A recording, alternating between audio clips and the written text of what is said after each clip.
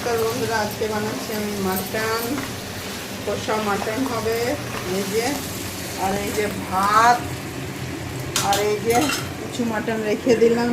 এত পাচ্ছি না রাঁধতে, বাজার থেকে এসে ঠকে গিয়েছি। আবার রান্না হলে আপনাদেরকে দেখাবো। দেখুন বন্ধুরা, এখন বড় হয়ে গেছে সবার জন্য ভাত, আর এই যে মাটনটা দেখুন হয়ে গেছে।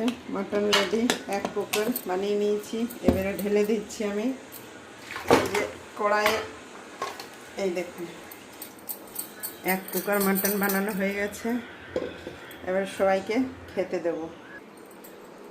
মাটন রেডি, গোলুবাবুর মাটন রেডি দিলাম। এবার দিলাম গোলুবাবুর পাপাকে। ভালো ভালো পিস চাই।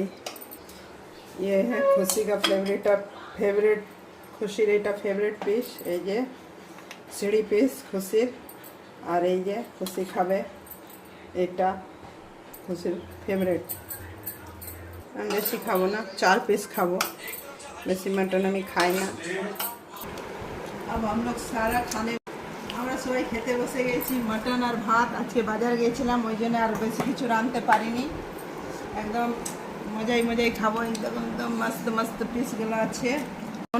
গোলুবাবু এখন খেয়ে নিচ্ছে। কেমন হয়েছে গোলুবাবু রান্নাটা? দারুণ হয়েছে। মাটনের পিসটা খেয়ে দেখা, এই পিসটা এটা টান টান। ও কেমন লাগছে? খুব সুন্দর।